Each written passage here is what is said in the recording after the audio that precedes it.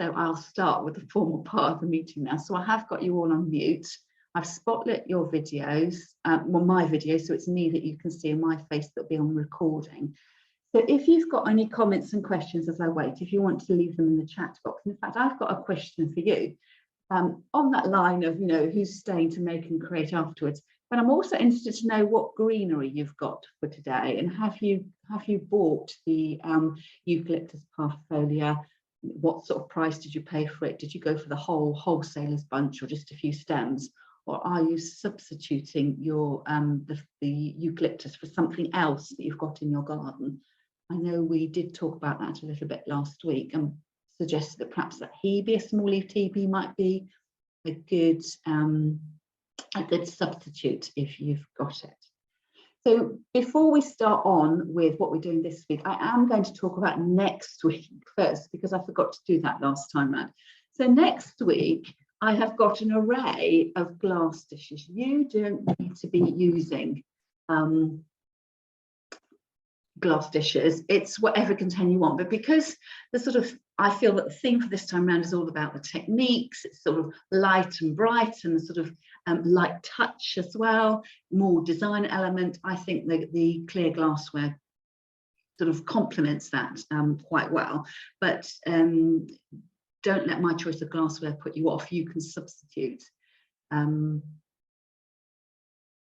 You can substitute whatever containers you like. So I'm getting some comments there coming in about practicing with hebe and think about using something else. So we can talk about that more in the make and create session. Have a look exactly what green you've got. And of course, because you don't know exactly what I'm going to do, it may be that you need to think on your feet a little bit, but we will talk about options and what have you later on in the class. So remember week 1 when we did 3 flower frogs using the lily grass and played around with it? We're going to do 3 flower frogs again, but instead of using the lily grass to make the flower frogs, we're going to be thinking about mesh. Mesh is our sort of key word for next week. So the containers that I'm going to use are, oh, I've just found my test tube. That would have been handy for last week's class. Can you see my flowers from last week over here? So they have lasted quite well. So I hope your flowers are lasting well. So I've gone for this dish here. This is a dish that I bought in the Florist wholesalers many years ago. It's actually glass. What attracts me for the project next week is it's straight-sided. We're going to be creating a grid on this using tape, and that's sort of option 1 for that. The second option is to, in fact, I wish I had 2 containers like this. And of course, when you're making next week, it may be that you don't make all 3 styles of flower frog. You might just zone in on 1. So really, I want 2 bowls like this next week. So I brought my next bowl up, which for me, I just think for the project is perfectly fine. It's almost straight-sided. It's got a slight taper to it. I prefer it was a little bit shorter, so I'll be hunting around. And we're going to create a mesh on that. And one of the strange things I've asked you to bring next week is one of these fruit bags. You know, the kind of thing you get either going over, when you buy the tubs of fruit. Perhaps I'm just looking across the side, we seem to have bought cherries this week. I'm totally out of season. But the sort of thing that you get, the punnets of fruit, the plums, the cherries, that kind of thing, and they have this mesh over them. Or what you get your satsumas in. So we're coming into satsuma season as well. So next time you open up your bag of satsumas, cut the bag gently instead of ripping it open, and save that for this time round. So we're going to be using that. And then the other vase I've got is this little glass goldfish bowl or a rose bowl. So it's just nice and rounded, because we're going to create a flower frog with this. We'd be using the stems of some flowers, and I've suggested that you might like to think about using the small-headed button-like chrysanthemums and make a flower frog. You know, when you get the stems in the vase and they interlock, and that's going to support our pumpkin. So this is my Munchkin pumpkin, which I bought from the supermarket.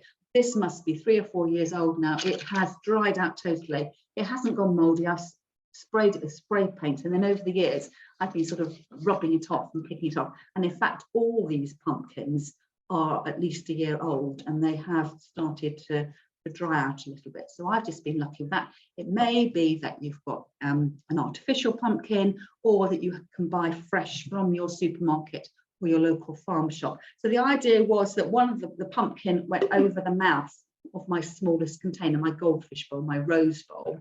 And then I may or may not use the pumpkins in the other designs, you know, sort of balanced on top, perhaps, depending how well my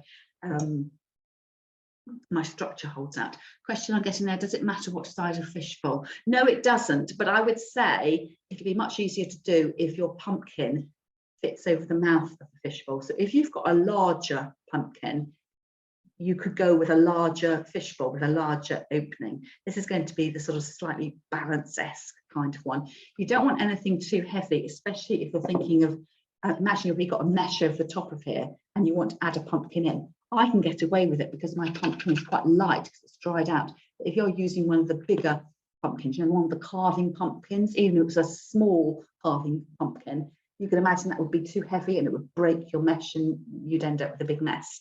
We are going to be using flowers next week, and I'm suggesting perhaps if you can get hold of them, some of those lovely button chrysanthemums to make your stem flower frog, the stem mesh.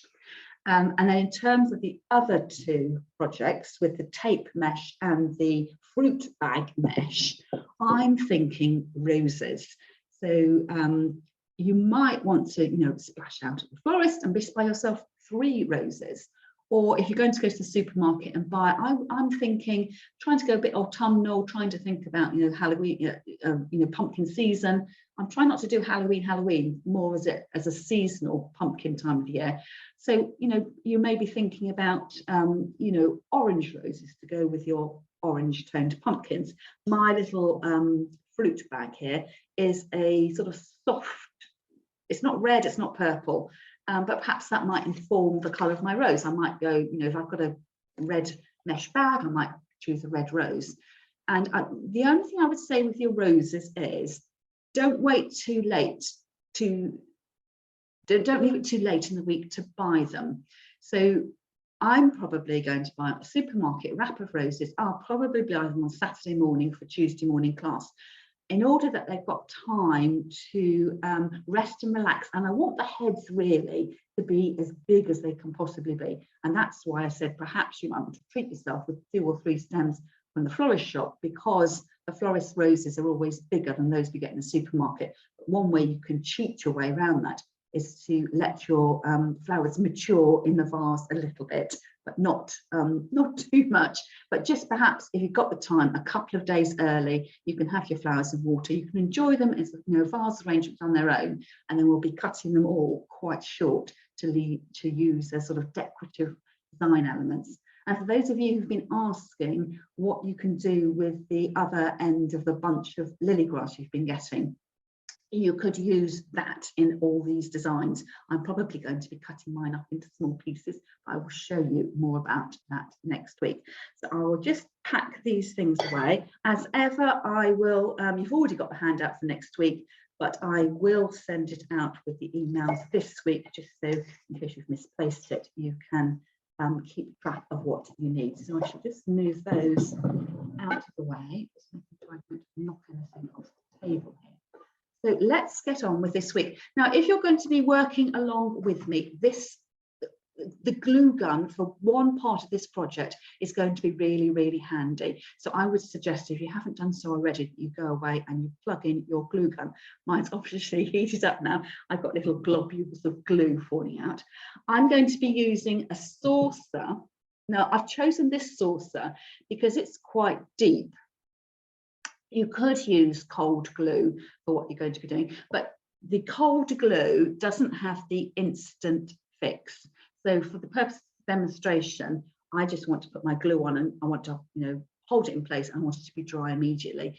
You're more than welcome to use cold glue, but you'll just need to go at a slower pace and realize that it isn't an instant fix. So I'm sure you know how to use your cold glue. What I normally do is I squirt a bit out onto my saucer or a dish, and I wipe my leaf or whatever it is I'm going to glue. I sort of wipe them out and I leave them face up, because the cold glue sticks by becoming tacky in the air first of all. So it's not an instant glue. So what you can do with, when I come glue my leaves together, you could be having like a dip and dab and lay your leaves out on the table in front of you, you know, do 6 or 8 at a time, let the air get to them so the glue starts to become tacky, and then you can work with them, and that will speed up your holding time, but it won't be truly set. And you may need to put your, we're going to make little flowers out of these leaves, you may need to put them to one side. So I'm going for the easy, fast option today. And I've chosen this this dish here. Having said I wanted everything to be light and bright and lightweight, the saucer I looked out with, it was a Pyrex saucer, and I just felt it wasn't deep enough, because once I'm going to fix my metal pin holder into my saucer, it would be quite nice to keep the little construction, the little design we're doing today, fresh and as long living as possible. And I just felt that this particular saucer had enough volume in it, it's quite deep, that it would actually hold water without it spilling everywhere. So again, it's entirely up to you. You might want to make yours in a shallow sundae glass, or, you know, a flatter saucer, whatever you like. But I just thought this had more of a well to it and would hold a bit better. I've got my pin holder.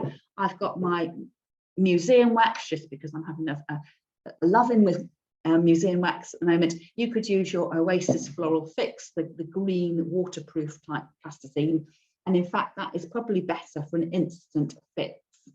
With the museum wax, you do have to let it cure for a little bit. In fact, as it does have to cure for a little while, why don't I fix my mechanics in place before I talk to you about the other materials you need? So I'm scooping this out. Mine comes with a little wooden scoop, but I always find it a bit tricky. I've got a bit on a teaspoon, and then you roll it into a sausage.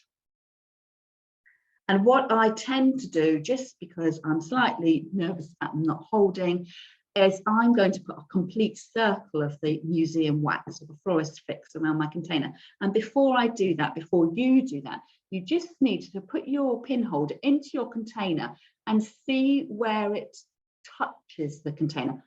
For me, my pin holder is fitting into the little well that is flat, you know, the bit that holds your teacup and stops it moving around. If you've got a slightly different shaped dish, or perhaps your pin holder is bigger than mine, you may find that putting the wax around the outside edge doesn't actually have the contact, the stickiness in the right place. So there I've gone round with my sticky wax, and it may be that when if you've got a bigger pin holder in a more shaped or fluted container, you might actually have to put your wax sort of on the outside edge so it holds. So when you come to push it in, whether it's the museum wax or the Floral Fix, I'm pushing it in, and then I sort of push it together and sort of give it a slight twist, and the museum wax sort of oozes a little bit around the outside edge. And it does say on the instructions here that you have to let it hold for about 12 hours in place. Well, we're only doing flower arrangements, we're not holding down precious porcelain items, and I'm pretty confident that when I let go of it, it's not going to hold out. So I know it will hold, and I know that because I've practiced doing it before. But I am just going to let it sit on the side, because of course once I add water to it, it may loosen my fixing. So I'm just giving that maximum amount of time to harden off. So the other things we need: floristry scissors, stem tape. I've got the brown stem tape, just because I'm trying to not sort of wean myself off the plastic stem tape, and I quite like the textural detail of this. I quite like using it in my hands. It's all personal preference. I've got a drinking straw. Why, oh why? But the drinking straw is so I can press my bits of greenery easily into my pin holder. So it's purely a you know, it's a tool. I'm using it as a tool. If you don't have a metal straw like me, it may be that you might want to be using the scissors, and you're going to be using that carefully to push pieces down, or a table knife or something like that. You'll find it much easier to work by using an implement to push your stems in place. You could use your fingers, but of course the pin holder is made up of lots of sharp pieces of metal, and it may hurt you a little bit. And the other thing I've got, of course, the star of the show is the eucalyptus. So I bought a whole Florist bunch of eucalyptus. Depending on how many of these little arrangements you're going to create, you may find you've got some left. But of course, you can use that in your other arrangements. Now, one of the things I'm going to do is I'm going to be quite wasteful of my eucalyptus. You know, when normally you go to class and you've got like, you know, make this superb arrangement and I'll give you 2 bunches of foliage and you're thinking, how on earth am I going to get this lovely arrangement made with only 2 bits of greenery? Because normally when we use our greenery, we're being mindful of getting as many placements out of it as possible. So if, for instance, I was making a small table arrangement, I would cut off the tip, you know, this long, and I'd cut close to here, like this, and then I'd cut another piece like this. So I could get 3 placements out of that 1 piece of greenery. And in the overall scheme of things, of that very traditional table arrangements, you probably would never notice that you'd cut that. That's piece number 2 cut off, provided you kept the stem, you know, you cut it as close as you could to the leaves. I haven't been quite so careful there. You can see that stubby bit. But I thought, because what we're making is quite small, that actually I might just use all the little tips, the best bit. So consequently, I'm going to go, you know, like a novice flower arranger and cut off all the really good bits of my greenery. And then I'm going to get left with the bits that are sort of stub-ended, but I can use those later on for something else. Now, if you think, Julie, that is really, really wasteful, I've decided I just wanted to buy, you know, 6 stems of my eucalyptus and I want to make the most of those. Or what you'll need to do is to cut your eucalyptus down with those 3 original pieces and disguise the ones with the stubby ends by putting your lovely tapering pieces together. And that might be something worth bearing in mind for those of you who are substituting your eucalyptus for something you can grow in the garden. That if, you know, I'm imagining a really small leaf hebe, you know how hebe grows sort of in those balls. I'm getting a little comment there. I think someone's been watching my YouTube live this morning about, yeah, cutting everything off like that. But it says balls. You want to create that lovely rounded look, and so if you're cutting from your garden at home, you can imagine you'd have to cut quite a lot of greenery to get that lovely rounded look. Hence, if you are using your garden greenery, you may well have to do what I've just done and have your stems cut in acknowledgement that the top piece will be the lovely piece, but pieces further down will be slightly woodier, slightly fatter, and there will be the, you know, substandard pieces. But you can use those as long as you're mindful of where you're putting them into your arrangement. So in terms of visualizing what we're doing, the best, I've talked about this sort of hedgehog. We're making a hedgehog today. But you might like to think about it as making a topiary ball. Do you remember, I'm sure if you've been a member of a flower club or gone to classes, you may have made a pomander either as a sort of hanging piece on a piece of flower fern that's spherical, and then you would have put all your pieces of greenery and flowers around the edge. Or you've made that circular arrangement and you've impaled it onto a trunk in a flower pot to make a topiary tree. It's that we're going to be making, that rounded piece at the top. But because we can't get our pin holder to be 3D, it's going to be half of that. So it's going to be, imagine the ball from the top of a topiary tree cut in half, and that is what we're going to be making.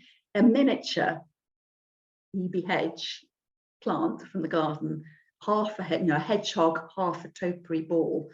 And just to give you some ideas of how you could use, you know, this technique going forward, that we're sticking with all greenery today, but of course there's nothing to stop you adding flowers into this arrangement afterwards. So it really did look like that traditional sort of topiary ball style arrangement. So I hope that's clear. It's about, you know, using the technique and then reinventing it for something that you might find slightly more useful at the end of the class. And then what we're going to be using with our stem tape and our glue, we're going to be using some of the petals of the petals the stem, it's not even the stems, it's the leaves of the eucalyptus. Can you see I've made that into a little flower, and that's going to be the little fiddly bit at the end. And if this is too fiddly for you, just commit it to memory and think, actually, I'm going to put some flowers in my little design instead. So it's just a way of using pin holder in a slightly different way. So you're going to end up with something that looks, you know, this is the sort of ball-like hedgehog that I was asking about. And then it's the area of interest. You could just do the technique and get the ball system going, but it does just look like a, you know, sort of a shaggy bowl of greenery sitting in a saucer. And I do think you will elevate your design a little bit by making these little flowers or adding in real life flowers as well. Hence going full circle. If I wanted to add flowers in, flowers need water, hence why I've chosen a container, which is basically flat, but it does have a reservoir for my water. So shall we get going? Well, I'll bring the camera over in on the top edge, and I'm going to do a lot of cutting and a lot of chopping, and you'll see quite quickly how you make this arrangement up. But it's a little bit time consuming. Like all these things, the technique is straightforward, but it's just a little bit time consuming because you need to build something up that's going to be 3D in form. So what I've done is I've got my mechanics fixed in here.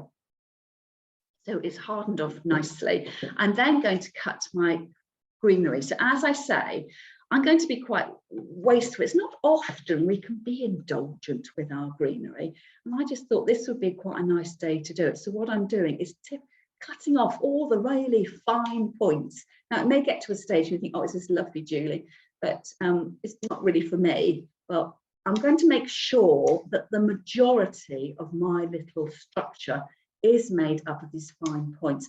Obviously, if you were doing lots of these, you would eventually run out of your greenery and you would have to start using the stubby bits. But to begin with, I'm going to start off using those really nice pieces of greenery. And as with all our arranging, I should perhaps have measured up first. I've done a dummy run to begin with, so I knew how long to cut my pieces. I'm cutting my pieces, again, they're about between finger and thumb length. Seems to be my go-to measuring tool. But when I lay, I'm just laying this on to begin with, and I haven't actually placed it in there. I don't really want my blue and white saucer to show at the end, so I need to make sure my pieces of greenery will go from the center of my pin holder just out to the outer edge. And I don't want that central bit of the pin holder getting clogged up with leaves. So much as we would do with any kind of flower arranging, we put the clean stems into our pin holder. So I'm layering that stem on the edge there. And if I try and press it in, yes, it presses in a little bit with my fingers, but I do need to use my straw. And I'm pushing that in. Can you see there? Let's do it again. I've sort of laid it on the top like that. And when I push it in, actually, oh, it's just gone in on its own. I push it in and it sort of lifts the end of the piece of greenery up. So to begin with, I want that piece of greenery quite flat, but later on, I will want to be able to raise the greenery up because I want this to be a 3D structure. And now to organize my stems, I'm going to be quite mechanical about this. I'm going to go, north, south, east, west, or around the face of the clock, just so I can distribute my materials evenly and I can sort of pace out where I'm going with that. So I put my first 4 pieces in, and then quite obviously I'm going to go piece here, there, there, there, and I'll probably end up with 3 pieces around each side. And again, it depends on how big your saucer is, how big your pin holder is, as to how many pieces around. And so I'll go this. There's quite a sort of stabby kind of activity, a bit like, imagine if you were needle felting or something like that. Getting them to go down, because you're going to end up putting quite a lot of stems in. So the idea is you get the stems lying down as low as they possibly can in the pin holder. in order that you've got space for the other ones. Sometimes they go in really simply, but I aimed that one in at the same angle and it just decided to move a little bit. So I have got some other stems cut to length. I'm going to go round the edge. Oops, do that. It's not wanting to stay, so just push it again. And then I'm going to go around the edge and just fill in where I see a gap. So I prefer to do it in that that sort of quite methodical way. If you want to start at the top of your saucer and just work your way around, because you can eye it and you can get your placements out, whatever works for you best. But I always prefer breaking my little sort of segmenting out my saucer, and then you can see where it's going to go. The more pieces of greenery you add in, the more luscious and full your little arrangement will be. Well, let's not put arrangement, it's a design. We're going a little bit, a little bit trendy-wendy with this one. So I've gone once all the way around the container, like that. And that is very reminiscent of the sort of stage one. If you were doing a traditional arrangement, a table arrangement in flower foam, that's the way I always start my arrangements off, and then come one stem in the middle and then the others out diagonally. It's sort of 45-degree angle around the edge. So then stage two is to go round, and I have cut you might want to think about cutting your stems marginally shorter, or just rely on the prong of your straw to raise that stem up. So it's that one there that I've just put in. So it is sitting up slightly higher than the ones that were placed horizontally. And if you decide that you're using your hebe from the garden, or you don't want to waste all this eucalyptus, what I would do is do all the tips around the edge. Think about then having your sort of next circle in of being the sort of number 2 cut, where you've got a top a little bit exposed. That one's a little bit too long. Put that down. And then when you get to the final placements at the top, I would then switch back to the tips again. So I would get the stubby bits of your greenery hidden inside the body of this little piece here. What I'm going to do for speed, because it's a bit like watching paint dry, I'm just going to build up this one half, and then I will come back and finish the other half when we make and create afterwards. So I'm just going to concentrate on this little bit around the edge here. Now you'll see it as you work, some of the leaves will just fall off on your main stems. Do not throw those away. We're going to be using those to create the little flower detail. And don't have your stems overly long. Again, it's the same when you work with your flowers in flower foam. You just need to have enough stem to get a grip. It doesn't have to go all the way in and not out, and beyond the edge of the flower foam. You're getting it to be, just the right length. So again, we're rather work out how to hold that to show the best angle. You can see that this has just got one layer here. It's quite flat, and I'm building up my second layer here to get that lovely profile. So the shape you would get if you were making traditional topiary tree or pomander on your flower foam ball. And if you find that your greenery is lying too flat, then it's think about where you're pressing it in with your straw. You press more towards the outer edge of the stem end of your piece of eucalyptus. It will stand up more, so you do have a little bit of control. The first one, I was stamping it in, from the middle, working my way to the outside edge. So I started pushing it down the straw there, and as I'm getting towards the middle, I'm hardly pushing it down. I'm just getting that tiny tip at the bottom to hold in place. Pushing up like that, just a little bit. I'm conscious I'm putting my hand in front of the camera. I'll push it in and then mock it up for you so you can see what I'm doing. So those last pieces, I just took the straw and just went down at the end like that. Now, as you build that up, you will have a little look round, and I can see, for instance, I've got a gap here. and easy enough to do, where you've got a little gap or things haven't, you know, spaced out how you thought they were going to, and much like you would with your traditional flower arrangement using flower foam, you can slide extra stems in and then get them to hold in place. You would just push down like that.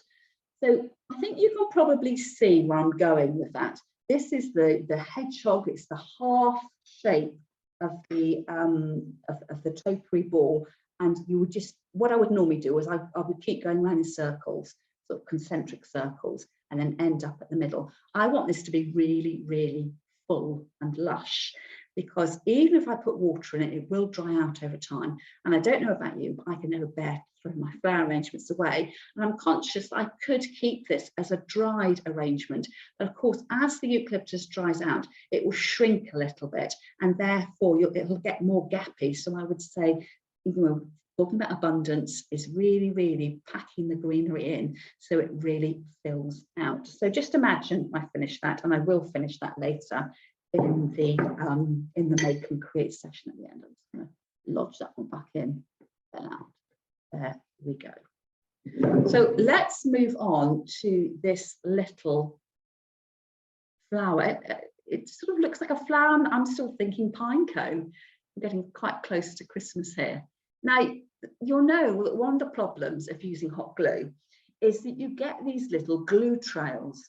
And this is probably one of the only projects where I'll say to you, don't bother too much about the glue trails being in existence. Because when you add your water into your dish, you'll get little droplets of water resting on your eucalyptus.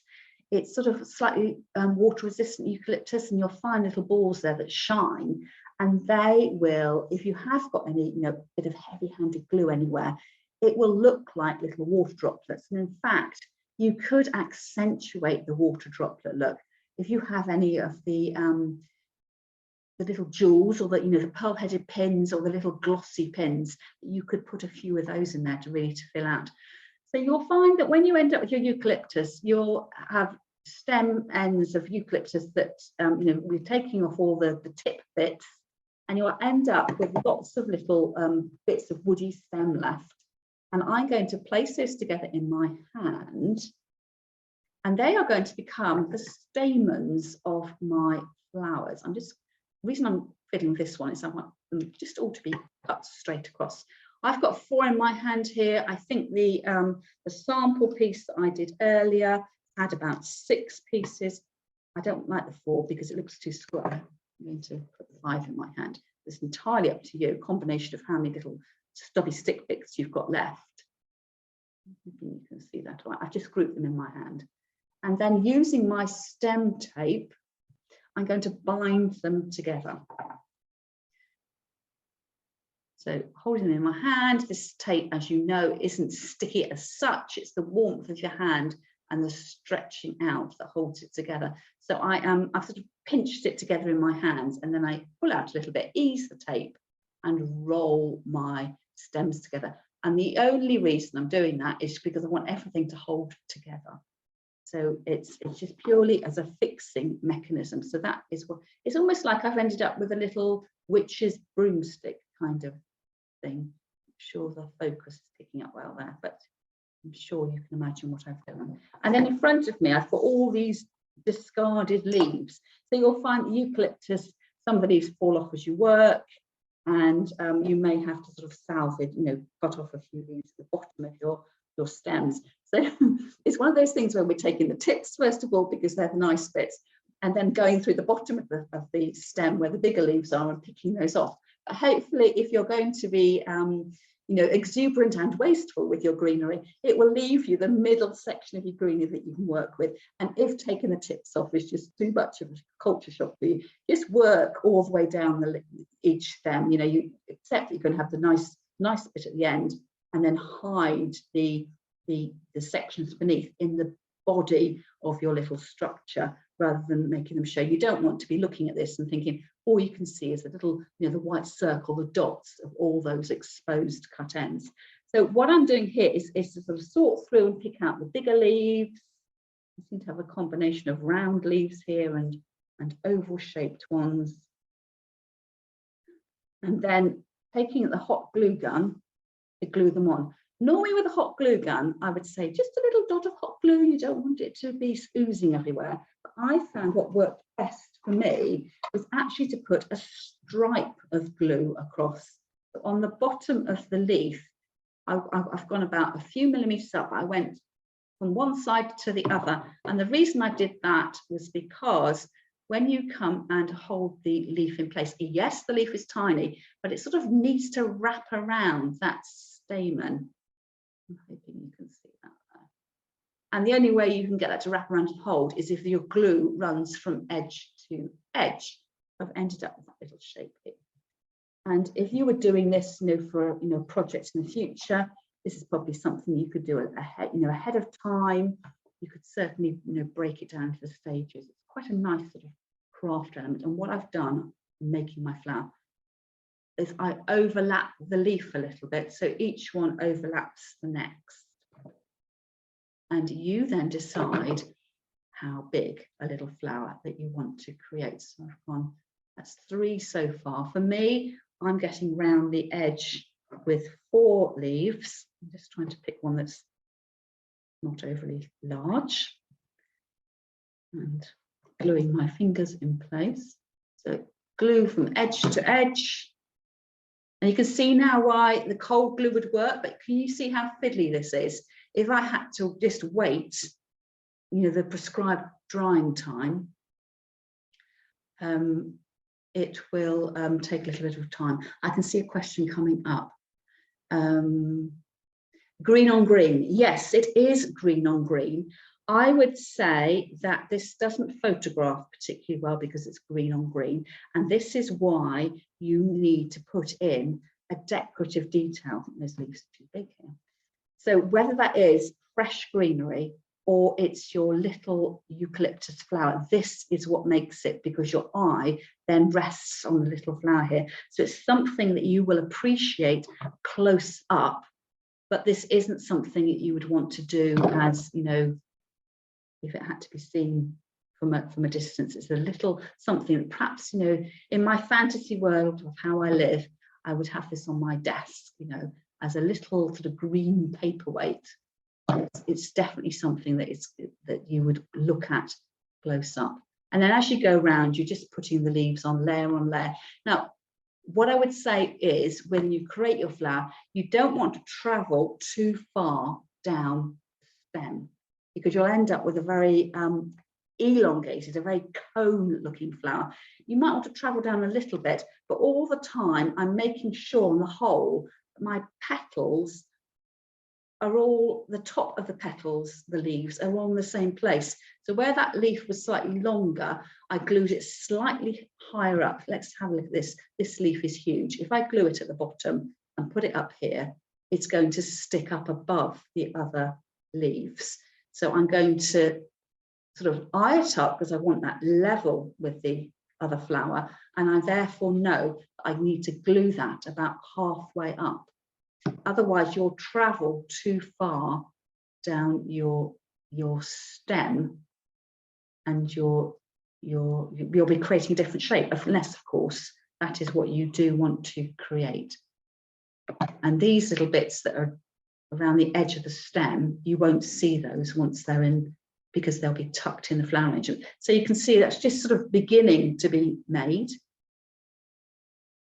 And that was one that I've added in a few more flowers. So again, these look a little bit like sempervivums, the house leeks. There's that sort of cacti looking thing. So it may be that you might want to make this little leaf thing. And imagine if you just had a ball of moss or a lovely carpet moss, and you could sort of plant these little flowers into the carpet moss, and that would be a really lovely thing to do.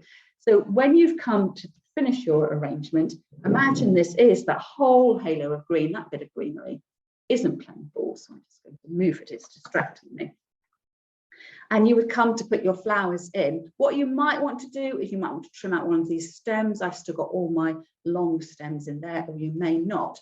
But you'll notice that when I hold it up to the camera, yes, it does just look like a pie of eucalyptus. But once you put that flower in, it gives your eye somewhere to rest. And one on its own is a little bit insignificant. And that's why you need to get your making on, really. And I would say, out of preference, that you would want to go for at least 3, and I would group them for impact. So decide which is the front, which you're going to be looking at. You know, if I was making this for my desk, I'll put 3 here. If you think you are going to have a coffee table, you might want to have 3 on this side, 3 together here, and 3 around the corner, so it was more impactful. And then in terms of using up your materials with your stems, if you've harvested off your lovely bigger leaves, you might even want to use these stems as a decorative detail as well. So almost like laying it over the top as chopsticks. So the more you sort of layer up design, the more clarity it will have, but it is definitely an arrangement that's seen close up rather than being something that is impactful from quite a distance. So I will bring the camera back to me, and then I will show you from above, and any more questions in the chat box, we can have a little bit of chat about that, and then we'll finish up. So it's one of those little techniques that isn't difficult, but you will need to build up. So this one, as I say, it was made at the weekend. It is dried out a little bit, but you can see that. Let me just add in, mock up with some few extra bits of greenery that I've got. And it's just a matter of making sure everything is full and equal. So that if you've got a nice bushy side on one side, that you're replicating that bushiness on the other side too. If you're sort of struggling with the bushiness, it definitely is a matter of whether it's pushing your, let me show that. If you push on the end, it'll encourage your eucalyptus to ping up. You push on the middle, it'll make it go flat. So as you get towards the center of your design, just push it on the edge and they will stand up, up proud. And definitely when you've finished, that's too big now. I'm going to take the liberty of cutting out that leaf there. It's getting in my eye line.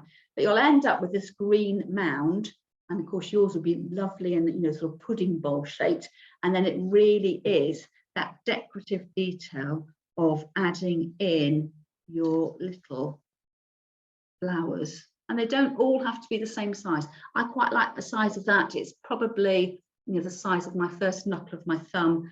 This one's a little bit smaller, but perhaps again, it's difference in size. You don't want everything to be exactly the same size. So it's getting as in nature. Perhaps you want a smaller one, a middle-sized one, and a tiny one, and that will help pull your pieces together.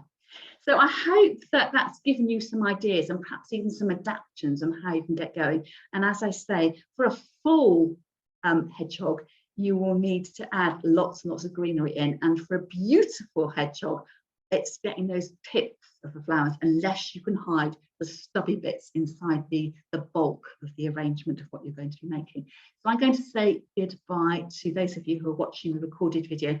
And as ever, if you've got questions, you can leave them underneath the video. You can reply to my email, or my preferred place for asking questions is in my Facebook group. And then everyone else who's on the class can, participate in chipping in with what their answers are. And if, of course, you don't do social media, you're more than welcome to ask me any questions by email, and perhaps even send me pictures of your completed work. And as you'll see from my weekly newsletter, I do from time to time feature the work that you've been doing in class. So I'm going to hit that stop button, and then we'll move to the live Q&A part of the group, and I will be cropping and making, creating, and I'll put a finished picture in at the end of the video to show you what my final little piece looks like.